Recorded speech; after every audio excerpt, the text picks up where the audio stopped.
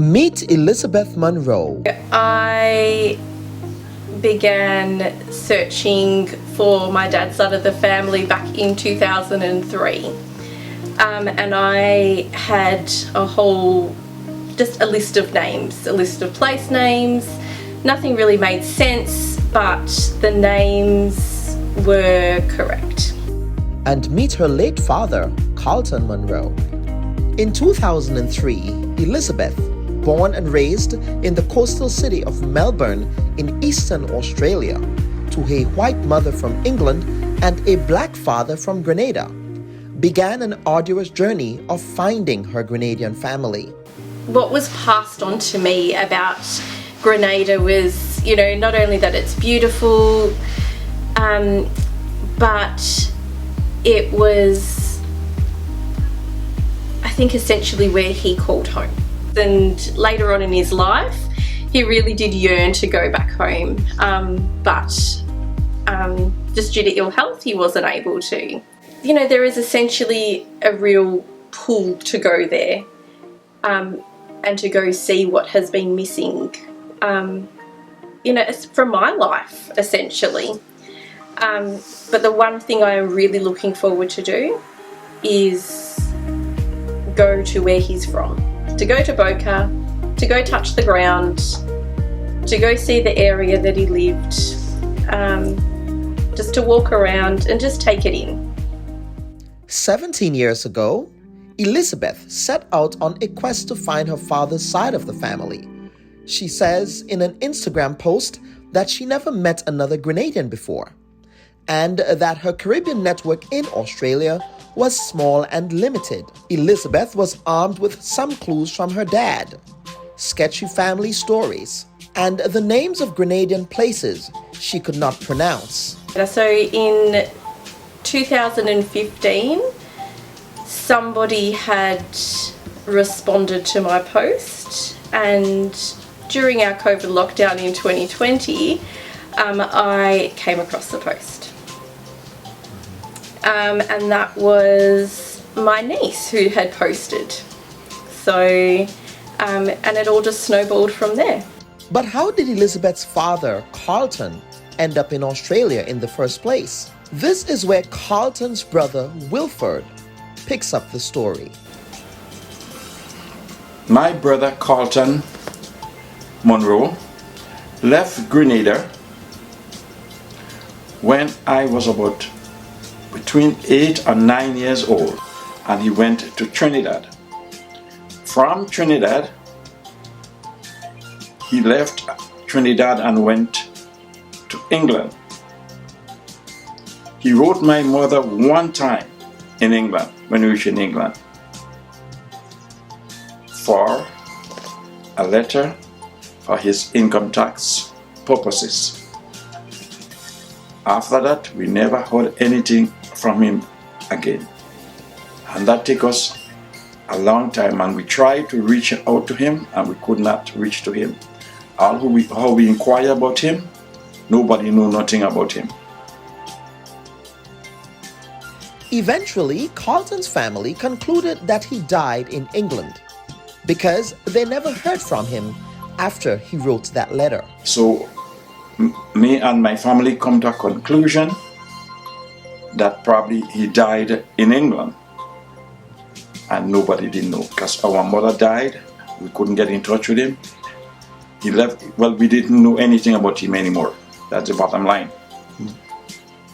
After that, one day, a young lady called me. Before we get to that, what year did he leave Grenada to go to Trinidad and then eventually England? Do you remember? Around what period? Was it in the 60s, the 50s? Before or after Hurricane Janet? Before Hurricane Janet. 1947. 1947. So he left Grenada around 1947. He left Grenada around 1947 and went to Trinidad.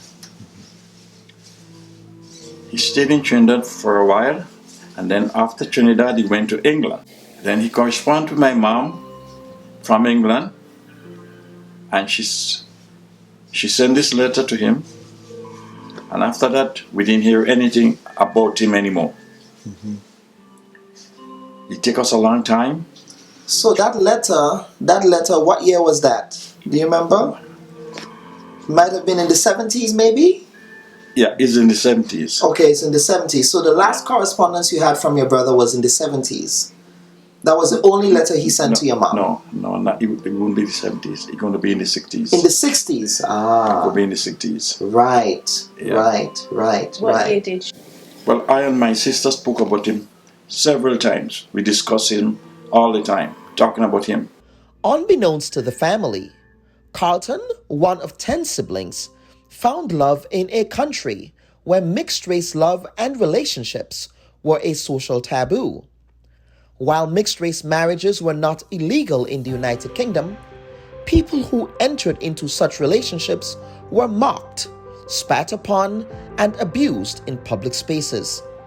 This was very common for many mixed-race West Indian families in the United Kingdom and the United States. They thought your dad was deceased, but your dad was in England and he met your mom. So pick it up from there. So from there, so my dad was in the UK. So he was working, and it was probably he was in the UK for the entirety of the 60s. And he met my mum in the early 70s. Because of this, Carlton and his white British girlfriend moved to Australia. He became perhaps the first Grenadian to ever immigrate to the country when it opened its doors to non-European immigrants under the Migration Act. In the early 70s, Australia changed their Black Australia policy, which then allowed my mum and dad, who were in a multiracial relationship, to come out to Australia. So they made the decision to come out to Australia to start their life together. Of course, there were racial quotas there at that time. Tell us about that. So I think it was 1972 or 1973 where Australia,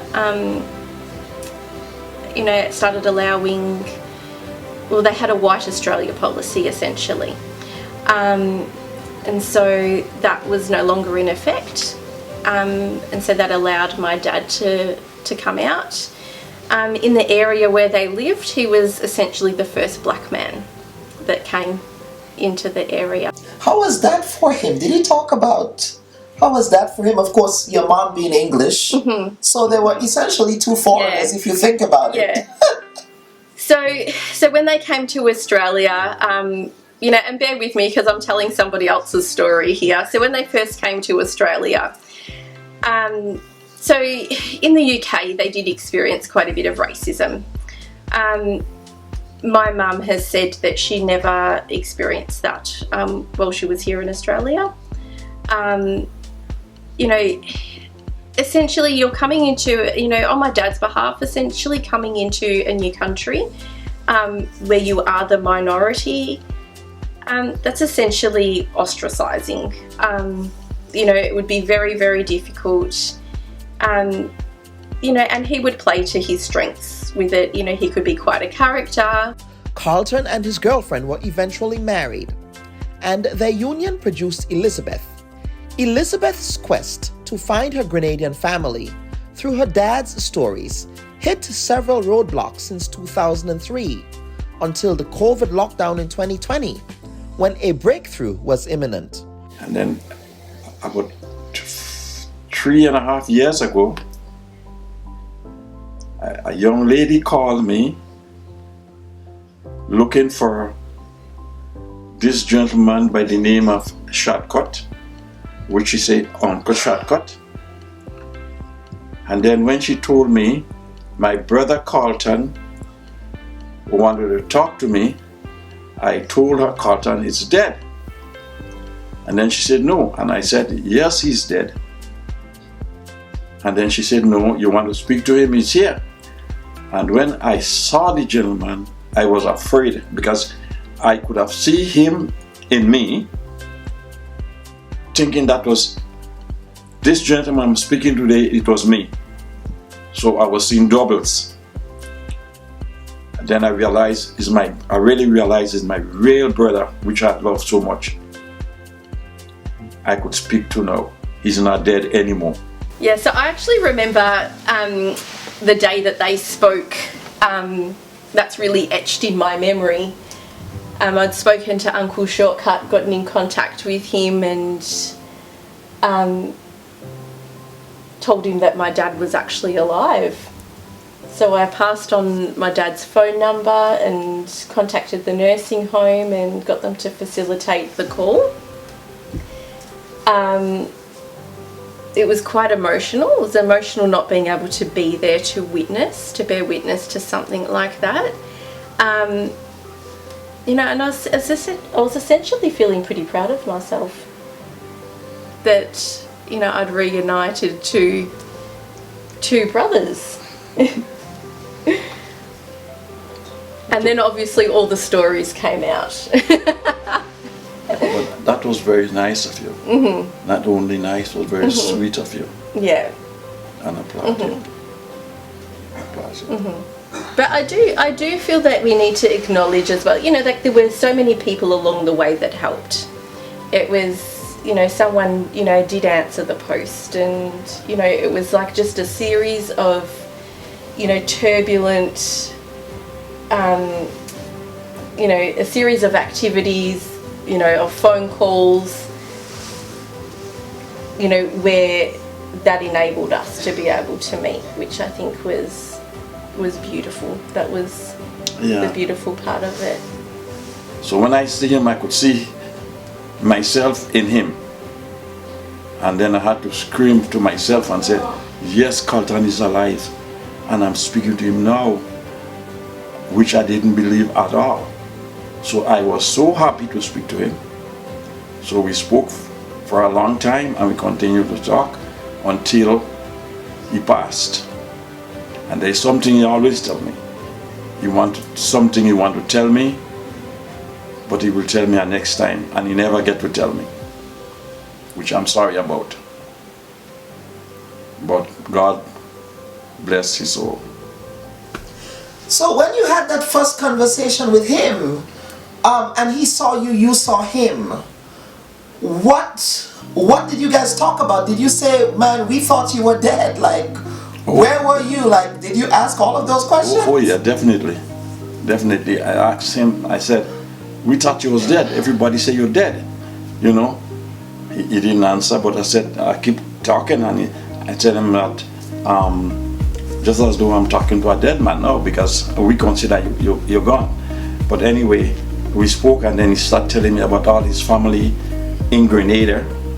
Some of them I can't remember, but I said, this man had so much a good memory of all his family, what he could tell me and where they live. I couldn't believe. And he keep us out for all this time, never get in contact with anyone. So if this young lady didn't let me speak to him, I would not have believed she was my niece. Because I would say, in Australia, I thought you was in England, no, you were in Australia, I don't believe you. But when I saw him, I believe everything she told me. In July 2023, Elizabeth, in a quest to bring closure to her dad's final chapter and to finally connect with her Grenadian ancestry and culture, embarked on a journey from Australia to Grenada by first meeting her uncle and cousins in Toronto, Canada, and Brooklyn, New York. In Toronto, Canada, I had the privilege of meeting Elizabeth and her family after speaking with her via WhatsApp for several weeks. And here she are with me now in Canada, which I'm very, very happy to meet her, happy and proud of her, and proud of all the problems she had to find us. That make me feel more happy and more loving for her. Yeah. So you're meeting your Grenadian family in the flesh for the first time. How does it feel to have to, after going through that process of discovery and investigating your patrilineal roots? How does it feel to be here after that long journey from Australia? It feels really surreal. For me, my family were a series of stories. So a lot of my information all of my information was passed on to me by my dad, through the power of storytelling. Over the years I documented the stories. Somehow, I've got this, it's like an innate feeling that I already know these people, just because I've heard so many stories about them. I've known so many place names. They were common knowledge in my household growing up. So it's, it's like, finishing off the story for me and beginning my own story. Well, I'm looking forward for she to meet the other part of the family, and which I would be happy to take her around Grenada, because I know a lot of people in Grenada. I think most of them probably passed away by now, but I know a lot of places and a lot of interesting place where I will love to take her. I can't wait to take her up especially where her father was born, and to show her the house where he grew up and where I grew, and to take her around the part of Top Boca to show her everything there and everybody. And I know that they're going to be very, very happy to meet her and me. Because where I grew up in Grenada, I do believe I was fortunate for the people to love me, because I did a lot of goodness to the people, not only in Boca, but in the whole of, like, St. George's, from River Road to Tempe, to Lamont, to Bolio, to Slocana, to Vandam, and to Boca. I do a lot of goodness for everyone. A lot of them travel with me. They don't have money, and they welcome. The conductor might be angry with them, and if you come and tell me they don't have, sometimes I took my money, put my hand in my pocket and give him the money for them, just to avoid any conflict, because I don't like it. And that's the way I am, and that's the way I grew up to today. So when we go back to Grenada, as I said before, I'll be happy to stay with them wherever they stay. And it will be on me for them. But I have to say, thank God for that. Her storied journey to Grenada was ancestral and spiritual, allowing her to be in the same space that birthed her father and the Grenadian family. While in Canada, Elizabeth enjoyed trying Grenadian and Caribbean dishes for the first time. So today's the day that I met my first Grenadian. I tried my first Grenadian cuisine.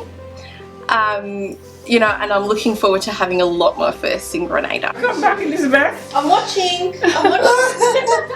Yeah, so tell us, so your husband told you, Mr. Munroe told you that he had this long lost brother that was suddenly alive, like Lazarus.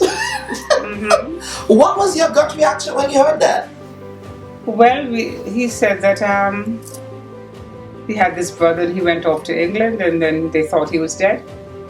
And then Elizabeth called us and informed us that he was still alive, so we were happy. I was happy for him. We were happy. The first time you spoke with Elizabeth, what in the Caribbean we say when your spirit give with somebody? Yeah, always always went with Elizabeth. For some reason, it just clicked. Yeah. And you met her for the first time For today. the first time today. What was that interaction like? How did you feel? Well, I thought I would recognize her right away as soon as she came out. I knew it was her.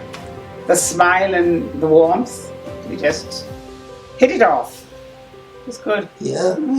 Why is family important? I think family is so important. It's the glue that holds everybody together. That's right, you know? especially when you're old. That's nothing but family. And you seem to be a family person. That's right, you see. And there's a whole chest full of pictures of family. Yes. That's one of the reasons, because she take so much interest in Elizabeth, which is my niece. That's the reason why, as you can see, she make all these lovely dishes. From since yesterday, she planning and make all these lovely dishes for her, which we were supposed to make a barbecue for Elizabeth to meet the other side of the family, but because of the situation with how the flight was booked, she didn't have enough time to get it done. Otherwise, we was going to introduce Elizabeth to the other family, and we're going to go invite all the other families to come and eat and drink with us. But nevertheless, the sun will shine another day. Yes. Finish with For it me? to happen. Yes. Come, Elizabeth. I have to say, my niece Gracelyn is one of the reasons we are sitting here together. When she introduced this lovely gentleman by the name of Bobby, Kellan Bob. Kellan Bob, to come and have the interview with us from the United States to Canada. So we have to give Gracelyn, Bob, all these praises and be thankful to her for the part she take, and she is going down with us to Grenada. So she is my loving niece, which is my sister daughter. It is. It's a really nice opportunity to be able to document this, although it's not really a traditional way of documenting finding your family, and usually these things are kept for celebrities, aren't they? Yeah. Yes. It's very it's a nice opportunity to have it documented, you know, for future generations of the family. I know that I like to have it for my kids as well. So the beautiful thing about it is that, you know, so much oral history now from our family has been passed on and passed around. Because this would never have come about if it wasn't for, you know, the older generation telling stories and speaking and passing on history, because that's really important when it comes to, you know, us being able to acknowledge our heritage and understand where we come from as people a lot of the time. Yeah, and the next thing I wish to say that because of her, make me get to the understanding that and remembering the part of our family, which I never knew it was our family. And it's because of her I get to realize that the people yard, which you might say, which I used to play as a boy, growing up, playing marbles and spin top, because that was our recreation in those days. And they used to be very nice to me, not even knowing that this lady was my aunt. It's because, thank God for her, that make me realize that. And they passed, so I couldn't even tell them thanks for treating me so good when I was a boy. So thank be to God for her, for all the good things she have done to us, bringing us together. So I personally, I really appreciate it, and I love it to the bottom of my heart. Elizabeth's story reminds us that if it is important to you, you will find a way. If it's not, you'll find an excuse. Elizabeth did not find an excuse in this case.